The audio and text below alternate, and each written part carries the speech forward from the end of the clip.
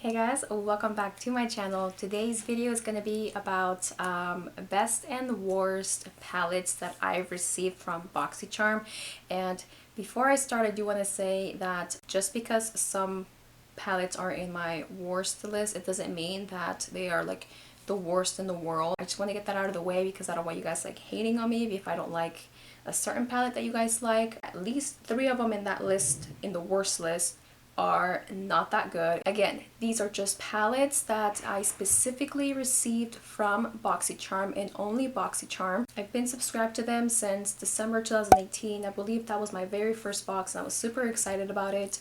And since then I've received tons of palettes, and that includes both eyeshadow palettes and face palettes, but today we're going to be focusing more on eyeshadow palettes specifically because I don't believe I have enough face palettes to do a separate video on that. I will be doing this in descending order, so that means that the last palette is going to be my absolute favorite. I did actually write a bunch of notes on these specifically so that I could have everything in my notebook so that I can tell you guys just like key points.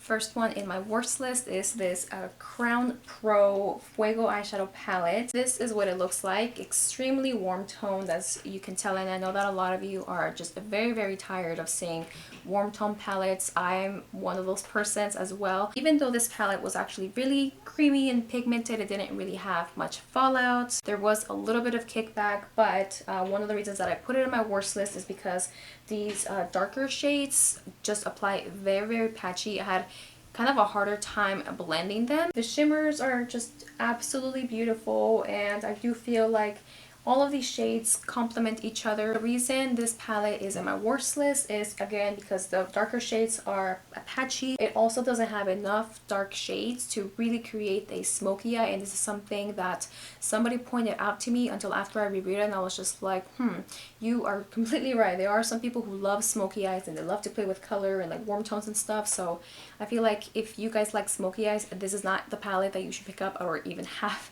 in your collection at all, because this is not it. I'll probably put some swatches somewhere on the screen for you because I've already viewed the majority of these palettes, but another reason why I decided to put this one on my worst list is because even though the shades look a little bit different on the palette, when you put them on the eyes, it doesn't seem like they are that much different. So I feel like in terms of range, specifically for the mattes, they're kind of the same, and I didn't like that very much. The one that holds the 5th place in my best list is this one, Pretty Vulgar Nightingale eyeshadow palette, and this one is more cool toned.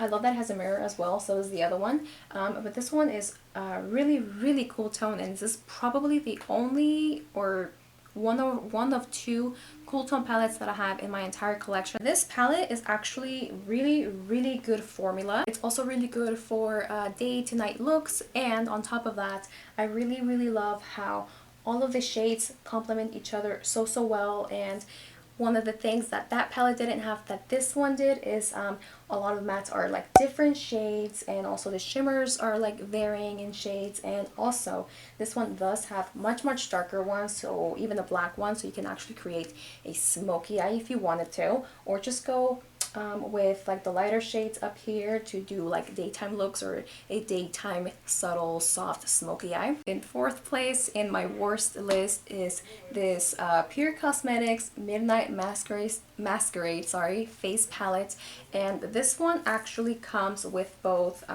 6 eyeshadows and 2 blushes, a bronzer and a highlighter.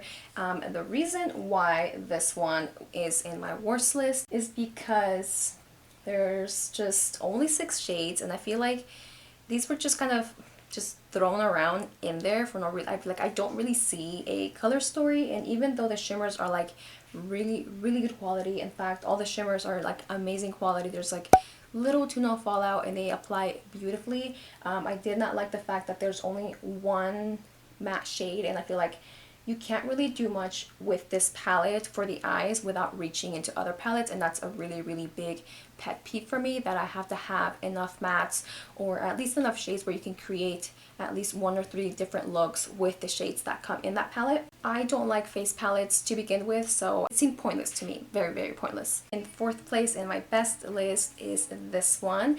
This is the Violet Voss Pro Holy Grail palette, and this one I received in my very first Boxy Lux in December of last year. It did took me a while to play with it, but once I played with it, I was just very impressed with the formula. Is like absolutely amazing. Like I couldn't stop gushing about it for a couple of months in my favorites videos, and I also created like I think 6 or 7 looks. All the looks range from like super subtle to bold, and I really like that. Again, I do love the fact that it has a lot of different mattes, so you can create different sort of looks, mix and match the shades into transition shades, so every look looks different, if that makes sense. The winners in this entire palette are definitely the shimmers. I never thought I would ever hear myself say those words. I love shimmers.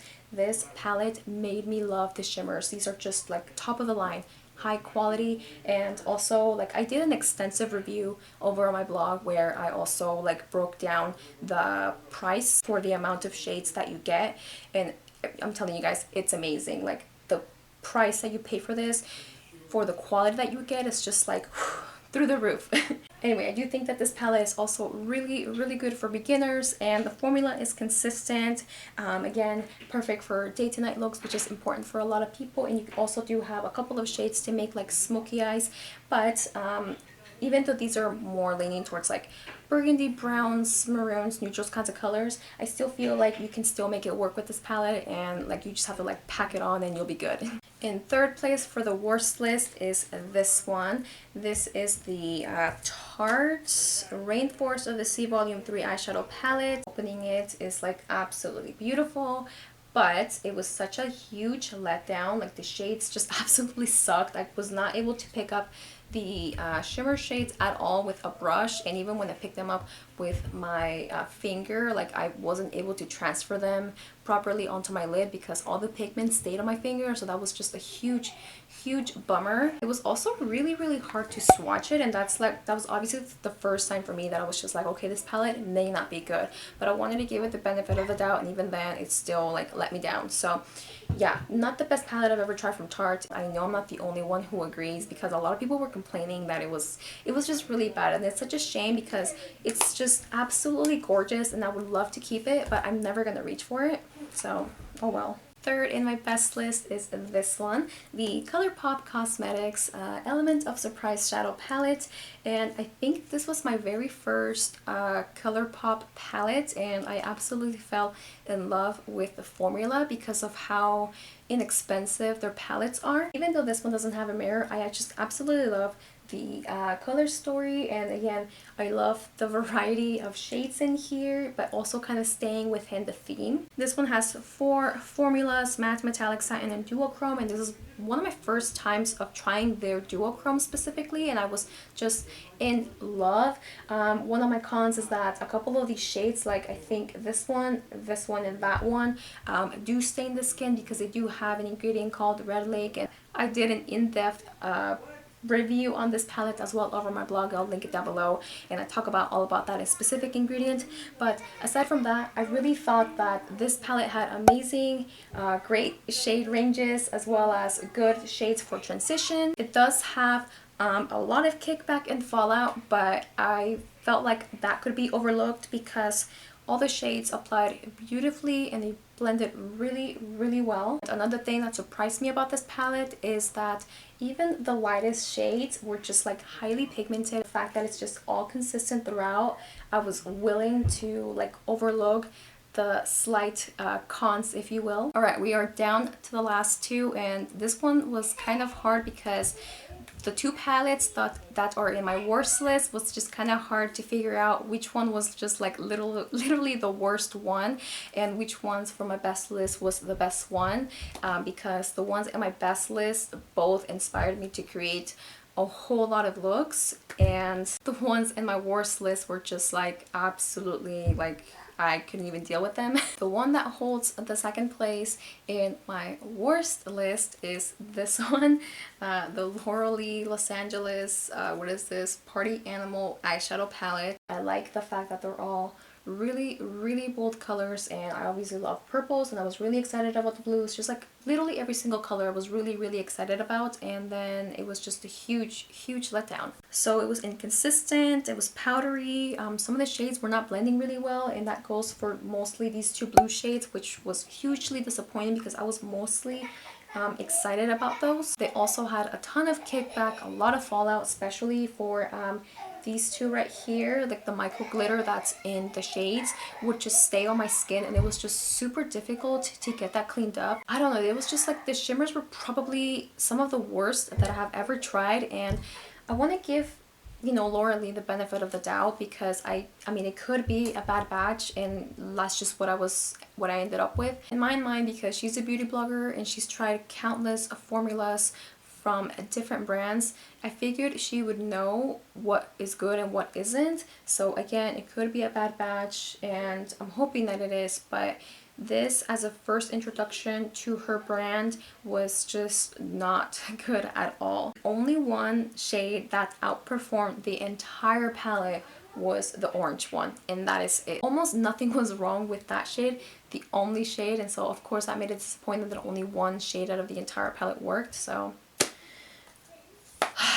oh well. Alright, in second place in my best list, again, was just such a huge deal for me because both of these palettes were really inspiring to me, and the formula was just like out of this world. So the one that I chose to come in second place was this Ace Beauty. I'm pretty sure I'm pronouncing that wrong, but this is the Grandiose palette. When I got this palette, I was kind of like, it's kind of like neutrals with a little bit of pink in there, and I was just like not really feeling it. And it wasn't until I swatched it that I was like blown away by the amazing quality that this palette is. And it's literally like the greatest formula that I have ever tried, and I had never heard of this brand before until I received this palette in my Boxycharm. The formula is consistent throughout, through all the shades, including the shimmers and the mattes, etc. It's creamy and smooth, blendable, highly pigmented. You can also build it up, and it's also among the easiest formulas that I have ever worked with. It does have a really gorgeous color story, even though it looks kind of like neutral, but once you get to playing with the shades, you can see how much they vary. And I also got to play around with wet and dry bases, and I was so stoked that even with a dry base, it's like insanely pigmented, but if you use it in a wet base, it like just kicks it up a notch. And I didn't even know that that was like possible, but it was just absolutely insane. And I also love the fact that for the mattes specifically, you are able to build it up little by little. So if you only want like a very soft wash of color for this shade specifically, you could certainly do that, or you can keep packing it on and blending it out until you reach the maximum intensity that you wish. But anyway, despite what it might look like to you, you can definitely do day to nighttime looks, and I absolutely love just how bold or subtle you can be with this palette. I do want to do some honorable mentions, if you will, for both lists. So we are going to start with the worst, obviously. An honorable mention for the worst, and again, it's not because I don't like the palettes, it's just, you know, little things here and there. Overall, out of all the palettes that I've gotten, one of those palettes, an honorable mention, is this one, the Pure Cosmetics Festival palette. This is just a regular neutral palette, which to me was really boring. The glitter shades were obviously really fun to work with, but other than that, I didn't feel like this palette was anything special. Another honorable mention in my worst list was the Crown Pro Glam Metals palette. You can use it both wet and dry, so you can amp up the intensity of the pigment. One matte shade, which is the black ones, which is probably used for like smoky eyes, and everything else is shimmer. So while they're really gorgeous, I feel like this is not a palette that I would typically reach for. Honorable mentions in my best list, the first one is one that we recently got, and it's the Butter London Natural Goddess eyeshadow palette. This is a palette that I myself wouldn't purchase. However, when I swatched all the shimmers, I thought they were absolutely beautiful, stunning. There's no fallout. They apply super smoothly, which was like a huge plus. The only one that I didn't like as much was the blue one. I felt like that one applied kind of patchy, and it's also really hard to build it up. This palette is perfect for day looks, and it's also an incredibly beautiful palette. I also think it's a really good palette for a wide range of skin tones. Last honorable mention is one that I haven't really gotten the chance to play with a whole lot, but it's the Violet Voss Essentials eyeshadow palette, and obviously this one's just absolutely gorgeous. And we've already talked about the Holy Grail, which is on my best list. I've gotten to swatch this already, and it feels exactly the same formula, so obviously it's going to be amazing. I just have to play around a little bit more and create some really creative, colorful, bold looks that I will show you guys later. But yeah, I felt like this one deserved to be mentioned as well because Violet Voss is just amazing. Alright, the palette that holds the #1 spot in my worst list is probably one that some of you might see coming if you've been subscribed to Boxycharm for as long as I have or more. The Boxycharm X Pure Cosmetics eyeshadow palette.